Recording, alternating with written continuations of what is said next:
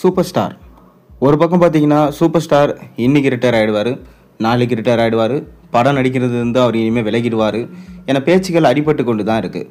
ஆனாலும் super star Rajinikanth எனக்கு வயசானாலும் சரி என்ன ஆனாலும் சரி நான் கண்டிப்பாக ரசிகர்களுக்காக படம் நடித்து தான் கொடுப்பேன் அப்படின்னு சொல்லிட்டு அடுத்தடுத்த படங்களில் கமிட் ஆகிட்டே வராரு. அப்படி தான் பார்த்தீங்கன்னா இப்போ கூலி படத்தில் நடித்து முடிச்சிருக்காரு.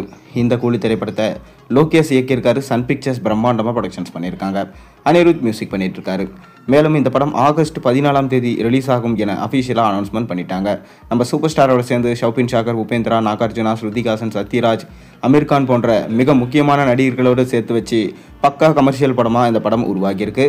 அதை தொடர்ந்து பார்த்தீங்கன்னா ஜெயிலர் 2 படத்தில் சூப்பர் ஸ்டார் ரஜினிகாந்த் நடித்து கொண்டு இருக்காரு.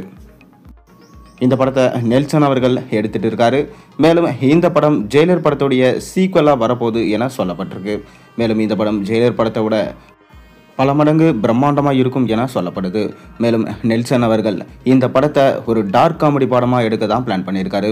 ஜெயிலர் 1மே பார்த்தீங்கன்னா டார்க் காமெடி ஜானலில் தான் வந்துச்சு. பட் ஜெயிலர் 1ல் நம்ம ரஜினிகாந்த் அவர்கள் ஸ்லோவாக அவரோட காரியத்தை முடிப்பார்.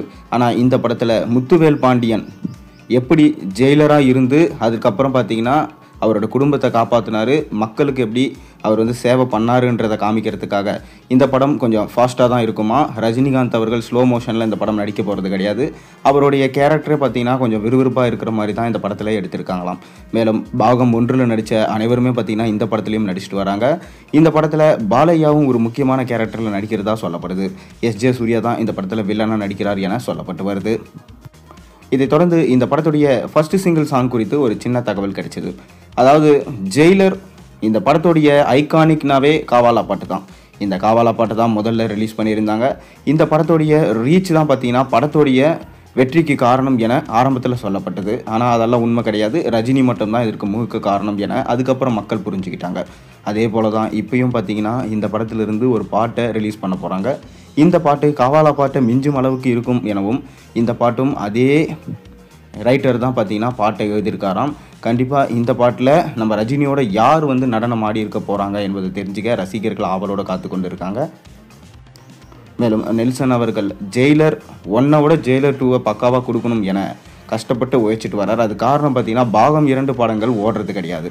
அதனால தான் பார்ட் 2 படங்களில் ரஜினியுமே நடிக்கிறத தவிர்த்துட்டு வந்தார்.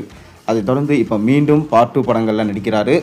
இது அவருக்கு ஒர்க் அவுட் ஆகுமான்றதை பொறுத்து இருந்து பார்ப்போம்.